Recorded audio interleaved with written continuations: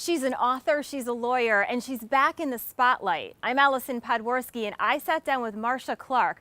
Find out what she thinks of the recent OJ shows and what she's up to now. Hi there, everyone. Welcome. I'm Alison Podworski. Thank you so much for joining us, Marcia. My pleasure. I know you are completely sleep deprived. You've been on the East Coast for a couple of days now, and you're heading back, so I really appreciate it. Sure. You've been busy. You've been very, very busy. You have a new book out, Blood Defense, and you've been kind of thrown back in the spotlight recently with the OJ series that was out. What's it like to be back out in the public eye?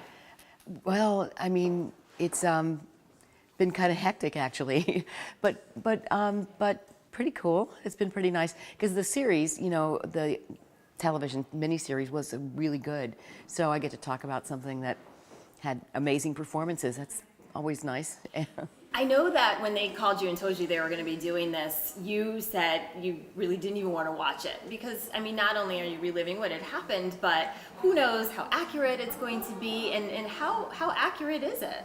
Well, they got the big issues right for sure. The role that race played in the case, excuse me, and the surprise factor for me was that they pulled out the sexism in the case. Never thought anybody was going to talk about that. How odd was it to turn on the TV and see somebody portraying you? I mean, I know that you said she did a really good job, especially evoking the emotions that you went through, but it had to be. Sarah Paulson, you know, I have to tell you, I've been a fan of Sarah Paulson's for many years, so I've always thought she's amazing. And so when I heard she was going to play me, I knew that this was going to be a phenomenal job, and it really, really was. Nuanced and empathic and deep and just really, it was amazing, phenomenal performance. It was really hard, you know, because she was so good, she made me relive everything. And as I remembered how this felt and how that felt, because she really showed you so well what it felt like to be a media punching bag, basically. Yeah, it was it. But it was all a little out of body, too, so I would never watch it alone because I was, you know, how's this going to feel? So my friends would always be around me when we were watching. And so every once in a while she'd do something, some mannerism, and I'd turn and I'd go, do I do that? Oh, yeah, you do. Yeah, she's right.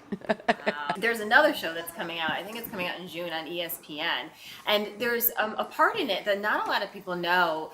Talk to me about what the defense comes out and talks about with the pictures in the house and what happened when you were walking with the jury through the house. It was a jury walkthrough, which happens in criminal cases occasionally, that you want the jury to see the crime scene.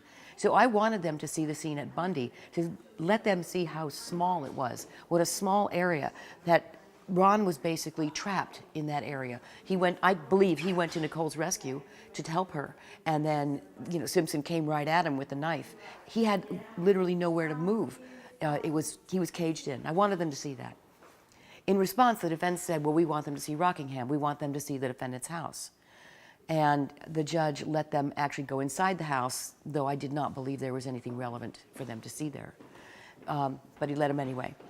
So on that day, the lawyers walked through Rockingham first to see what it looked like. And they had changed everything. Everything. They had changed all the photographs. They had changed all the photographs in his bedroom. They had even altered actually things that were important to the proof of the crime, which nobody knows. Access to the side yard where the glove was found. They changed that too. I went back out and what had been on the walls before were pictures of him with all these white CEOs and heads of companies, all white, not one black face to be seen. And a picture of him and Nicole and the kids in Aspen. And all of that was gone, completely gone. In his bedroom, and I mean, it was all replaced, I'm sorry. All of that was gone, and it was replaced with all of his family members. His mother, his sister, all black faces, suddenly, all black faces.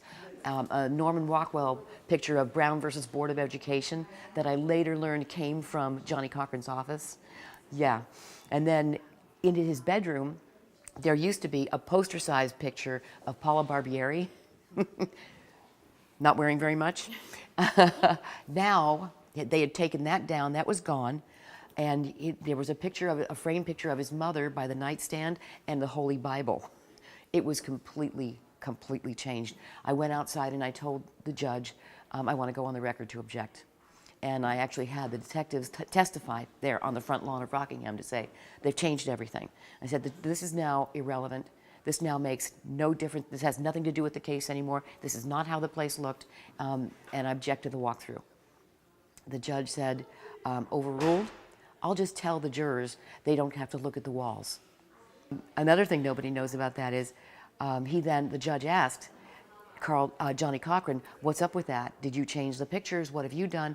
Johnny said, I wasn't here, actually, I don't know. Carl Douglas will have to tell you about that, another member of the team. Carl Douglas then said, well, I wasn't here either. I'm really not sure how that happened or who did that. They danced all around it. We later found out, as you'll see in 30 for 30, the series you're talking about, he openly admits and proud of doing it. Proud of doing it. They went in with a team of people and deliberately scrubbed the house of everything that was really relevant to Simpson's life and turned it all different, made it all completely a different scene. Wow.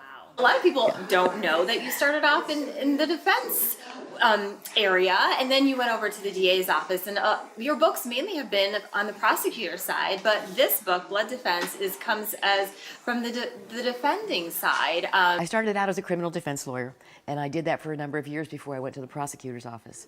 And it's a completely different mindset, and I really wanted to show that part, that different point of view, because it's completely the opposite of the prosecution. Prosecution has an ethical duty not just to convict, but to make sure it's a fair trial, and that the defendant gets a fair trial. The defense does not have that obligation.